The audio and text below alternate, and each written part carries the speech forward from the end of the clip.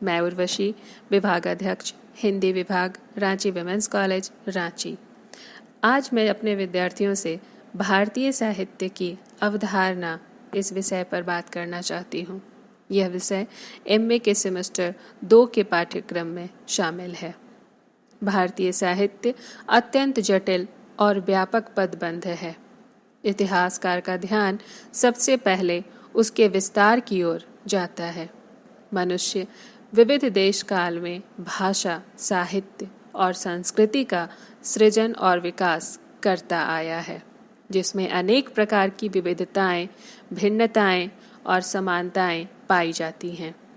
इन भिन्नताओं और समानताओं का अध्ययन व्यक्तिरेखी अध्ययन और तुलनात्मक साहित्य की दिशा में प्रेरित करता है। मैथ्यू आर्नल्ड ने इसी आधार पर तुलनात्मक विश्व साहित्य की संकल्पना प्रस्तुत की थी। उनके अनुसार आलोचक को विश्व साहित्य में जो कुछ भी श्रेष्ठ और महत्वपूर्ण है उसका अध्ययन, मनन और प्रचार करना चाहिए, ताकि प्राणवान और सत्य विचारों की धारा प्रवाहित की जा सके। ऐसा करने से विभिन्न भाषाओं के साहित्य में विद्यमान समान मूल्यों को खोजा जा सकता है। विंटरनित्ज भारतीय साहित्य का इतिहास पुस्तक में लिखते हैं, भारतीय साहित्य का इतिहास भाषा के माध्यम से अभिव्यक्त 3000 वर्ष के मानसिक क्रियाकलाप का लिपिबद्ध इतिहास है। हजारों वर्षों तक निरंतर गतिशील इस मानसिक क्रियाकलाप का विकास क्षेत्र वह देश है जो हिंदू कुश पर्वत से कुमारी अंतरीप लगभग 1.5 लाख वर्ग मील तक फैला हुआ है, जिसका क्षेत्रफल रूस को छोड़कर समस्त यूरोप के बराबर है और विस्तार 8 से 35 उत्तरी अक्षांश तक अर्थात भूमध्य रेखा के उष्णतम प्रदेशों से लेकर शीतोष्ण कटिबंध तक है। विषय वस्तु की दृष्टि से इसमें व्यापक अर्थ में वाङ्मय के समस्त रूपों, धार्मिक और लौकिक महाकाव्य, प्रगीत काव्य, नाटक, नीति काव्य तथा गद्य में रचित कथा आख्यायिका, शास्त्र आदि का अंतर्भाव है। विश्व साहित्य की भांति ही तुलनात्मक अध्ययन का एक बहुत व्यापक क्षेत्र भारतीय साहित्य है। वस्तुतः साहित्य मनुष्य की आंतरिक अनुभूतियों और संवेदनाओं का अभिव्यक्त रूप होता है। यह माना जाता है कि मानव की आंतरिक भावनाएं समान होती हैं। उसकी महसूस करने तथा भाव प्रकट करने की शक्ति भी सार्वभौमिक है।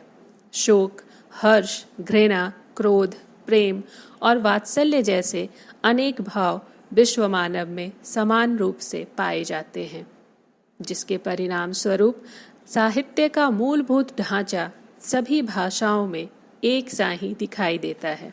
यदि भारत की बात की जाए तो यह ध्यान में रखना होगा कि यह देश बहुभाषिक और बहुसांस्कृतिक देश है, अर्थात भारत की अलग अलग भाषाओं में जो साहित्य लिखा गया है या लिखा जा रहा है उसमें थोड़ी बहुत भिन्नता के साथ अधिकतर एकता या समानता की स्थिति दिखाई पड़ती है।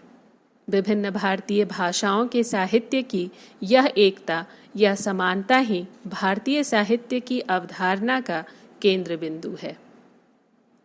पांडे शशि भूषण शीतांशु का यह मत है कि भारतीय साहित्य का अर्थ हुआ आत्मज्ञान को सृजित करने, प्रस्तुत करने और प्रदान करने वाला साहित्य। स्पष्ट है कि भाषा और साहित्य दोनों के भीतर उस भाषा समाज के सांस्कृतिक तत्व गुथे रहते हैं। इसलिए तुलनात्मक भारतीय साहित्य का एक आयाम इन सांस्कृतिक तत्वों की समानता और विषमता के विवेचन का भी हो सकता है। जैसा कि रॉबर्ट फास्ट ने कहा था कि मनुष्य के स्वभाव में चिंतन की प्रवृत्ति के साथ साथ तुलना की प्रवृत्ति भी जैविक स्तर पर ही निहित होती है। इसलिए साहित्य के क्षेत्र में भी तुलना स्वाभाविक है। तुलनात्मक भारतीय साहित्य इसी प्रवृत्ति का प्रतिफलन है। कृष्ण कृपलानी आधुनिक भारतीय साहित्य दृश्य पटल की एक झलक पुस्तक में लिखते हैं, विषय वस्तु की दृष्टि से भारतीय सभ्यता की ही तरह भारतीय साहित्य का भी विकास जो एक प्रकार से उसकी सटीक अभिव्यक्ति है, समासिक रूप में हुआ है। इसमें अनेक युगों, प्रजातियों और धर्मों का प्रभाव परिलक्षित होता है और सांस्कृतिक चेतना तथा बौद्धिक विकास के विभिन्न स्तर मिलते हैं। अत्यंत प्राचीन विकास क्रम के अतिरिक्त इसमें दो अन्य विशेषताएं भी हैं जो संपूर्ण भारतीय साहित्य को अपूर्व गौरव प्रदान करती है। एक है 3000 से अधिक वर्षों तक व्याप्त अखंड सृजन परंपरा और दूसरी है वर्तमान में जीवित अतीत की प्राणवंत चेतना। भारत की प्रत्येक भाषा के साहित्य का अपना स्वतंत्र और प्रखर वैशिष्ट्य है जो अपने प्रदेश के व्यक्तित्व से मुद्रांकित है।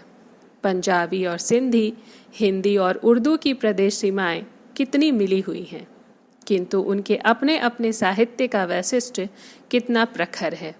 इसी प्रकार गुजराती और मराठी का जनजीवन परस्पर ओतप्रोत है, किंतु क्या उनके बीच में किसी प्रकार की भ्रांति संभव है?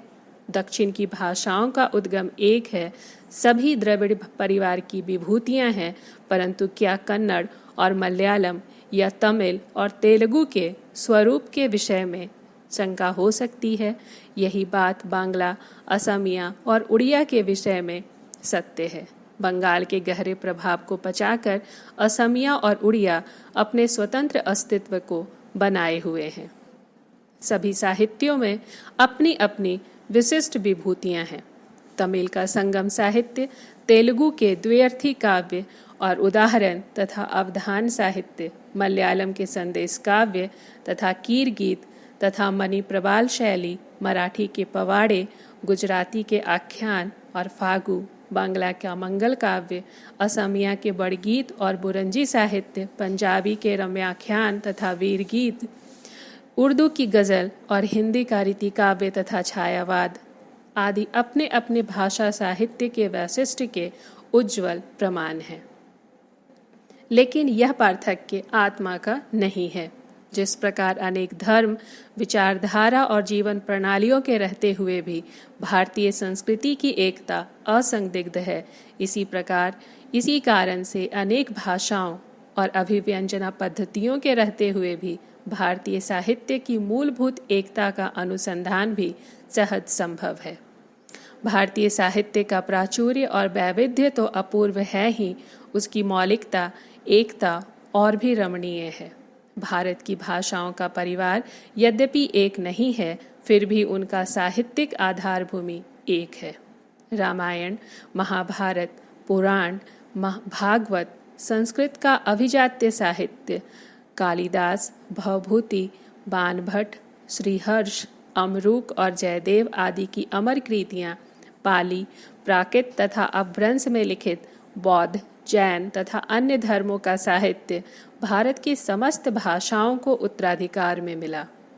शास्त्र के अंतर्गत उपनिषद, स्मृतियाँ आदि और काव्यशास्त्र के अनेक अमर ग्रंथ, नाट्यशास्त्र, ध्वन्यालोक, काव्य प्रकाश, साहित्य दर्पण, रस गंगाधर आदि की विचार विभूति का उपयोग भी सभी ने निरंतर किया है। वास्तव में आधुनिक भारतीय भाषाओं के ये अक्षय प्रेरणा स्रोत हैं जो प्रायः सभी को समान रूप से प्रभावित करते रहे हैं। इनका प्रभाव निश्चय ही अत्यंत समन्वयकारी रहा है। इनसे प्रेरित साहित्य में एक प्रकार की मूलभूत समानता स्वतः ही आ गई है। इस प्रकार समान राजनीतिक, सांस्कृतिक और साहित्यिक आधार भूमि पर पल्लवित, पुष्पित भारतीय साहित्य में जन्मजात समानता एक सहज घटना है। सबसे पुराना जीवित साहित्य ऋग्वेद है जो संस्कृत भाषा में लिखा गया है। संस्कृत, पाली, प्राकृत और अपभ्रंश आदि अनेक भाषाओं से गुजरते हुए आज हम भारतीय साहित्य के आधुनिक युग तक पहुँचे हैं। भारत में 30 से भी ज़्यादा मुख्य भाषाएं हैं और 100 से भी अधिक क्षेत्रीय भाषाएं हैं। लगभग हर भाषा में साहित्य का प्रचुर रूप से विकास हुआ है। भारतीय भाषाओं के साहित्य में लिखित और मौखिक दोनों ही महत्वपूर्ण हैं। प्राचीन भारतीय साहित्य में हिंदू धार्मिक ग्रंथों की अहम भूमिका रही है। वेदों के साथ साथ रामायण और महाभारत जैसे महाग्रंथ प्राचीन भारत में रचे गए। अन्य प्राचीन ग्रंथों में वास्तुशास्त्र, कौटिल्य का अर्थशास्त्र, पंचतंत्र, हितोपदेश आदि प्रमुख हैं। भारतीय वाङ्मय की भूमिका में लिखा गया है, भारतवर्ष अनेक भाषाओं वाला विशाल देश है। उत्तर पश्चिम में पंजाबी, हिंदी और उर्दू, पूरब में उड़िया, बांग्ला और असमिया, मध्य पश्चिम में मराठी और गुजराती, दक्षिण में तमिल, तेलुगु, कन्नड़ तथा मलयालम। इनके अतिरिक्त कतिपय अन्य भाषाएं भी हैं जिनका साहित्यिक तथा भाषा वैज्ञानिक महत्व कम नहीं है, जैसे काश्मीरी, सिंधी, डोगरी, कोंकणी और तुरु आदि।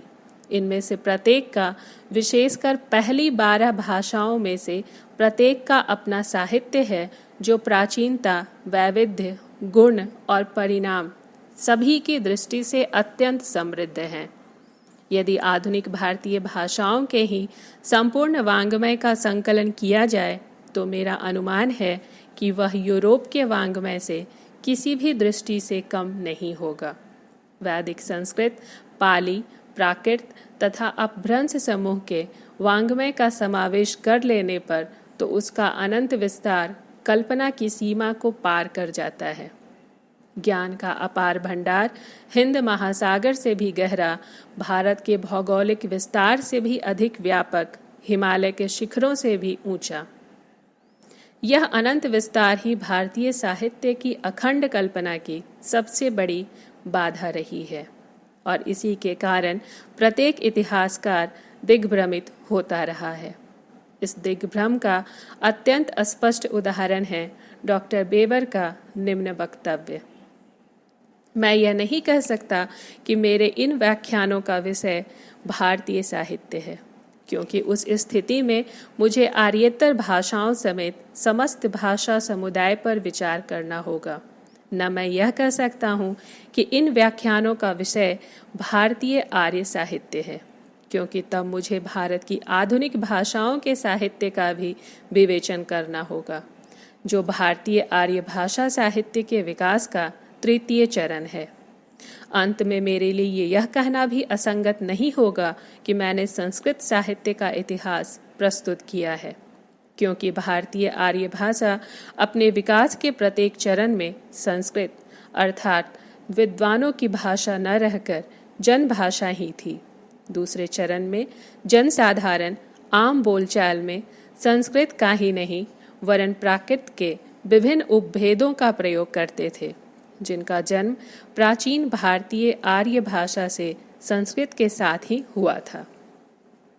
इसी उलझन के कारण भारतीय साहित्य का स्वतंत्र अस्तित्व विवाद का विषय बन गया है। विपक्ष का मुख्य तर्क यह है कि प्रत्येक भाषा का अपना पृथक साहित्य है, जिसकी स्वतंत्र अस्मिता है, अतः समस्त भाषाओं के साहित्य की अखंड सत्ता की परिकल्पना सिद्धांत तथा व्यवहार दोनों की दृष्टि से असंगत है। इस विचार को डॉक्टर निहार रंजन रे ने अत्यंत मुखर रूप में व्यक्त करते हुए लिखा है। अपने भाषण के आरंभ में मैं इस स्थापना पर प्रश्न चिन्ह लगाना चाहता हूँ कि विभिन्न भाषाओं में परिणित होने पर भी भारतीय साहित्य एक है। साहित्य पूर्णतः भाषा पर आश्रित रहता है और भाषा एक सांस्कृतिक घटना है जो अपने परिवेश पर पूरी तरह निर्भर करती है। ऐसी स्थिति में यह कहना काफी तर्कसंगत होगा कि प्रत्येक भाषा के साहित्य का अपना स्वरूप होता है। इस वक्तव्य में तर्क की अपेक्षा तेवर अधिक है। वर्तमान युग में भाषा विज्ञान के वर्तमान प्रसार के फलस्वरूप नई समीक्षा के क्षेत्र में यह नारा बुलंद किया गया कि काव्य या साहित्य मूलतः भाषा है। इसी विचार क्रम में लेकिन दबी जुबान से श्री कृष्ण कृपलानी ने भी श्रीमती सरोजनी नायडू के दो एक छुटपुट उदाहरण देकर भारतीय साहित्य की एकता के प्रति संदेह व्यक्त किया। उनका निष्कर्ष है कि भारतीय साहित्य एक दृश्य न होकर दृश्य पटल है। कुल मिलाकर सभी प्रकार की कठिनाइयों के बावजूद भारतीय साहित्य के पक्षधर ही बहुमत में हैं। श्री अरविंद, कवि रविंद्रनाथ और डॉक्टर सुनीति कुमार चाटुर्जिया ने भावना तथा धारणा के स्तर पर भारतीय मनीषा की अभिव्यक्ति के रूप में समेकित भारतीय साहित्य की परिकल्पना का समर्थन किया है। वर्तमान शती के चौथे दशक में कन्हैया लाल मुंशी के उद्योग से महात्मा गांधी की अध्यक्षता में भारतीय साहित्य परिषद की स्थापना इसी संकल्पना को कार्यान्वित करने के उद्देश्य से हुई थी। स्वतंत्र भारत के राष्ट्र नेताओं द्वारा साहित्य अकादमी के निर्माण के पीछे भी यही प्रेरणा थी कि अनेक भाषाओं में प्रणीत होने पर भी भारतीय साहित्य एक है। यही स्वप्न भविष्य दृष्टा सर आशुतोष मुखर्जी ने 1919 में देखा था और जातीय साहित्य की संकल्पना को मूर्तिमान कल्पना प्रदान की थी। कलकत्ता विश्वविद्यालय में आधुनिक भारतीय भाषा विभाग उन्होंने खोला, जिसका लक्ष्य था भारत में एक अखंड तथा स्वतःपूर्ण साहित्यिक साम्राज्य की स्थापना, राष्ट्रीय साहित्य का विकास। वास्तव में भारतीय साहित्य की धारणा का सीधा संबंध भारतीय संस्कृति और भारतीय राष्ट्र की धारणा के साथ जुड़ा हुआ है। जिस प्रकार अनेक शताब्दियों से धर्म, जाति, भाषा आदि के वैविध्य के होते हुए भी भारतीय संस्कृति में मूलभूत रूप से एकता रही है और भारतीय राष्ट्र आज भी जीवंत सत्य के रूप में विद्यमान है, इसी प्रकार भारतीय साहित्य की मूलभूत एकता का निषेध भी नहीं किया जा सकता है।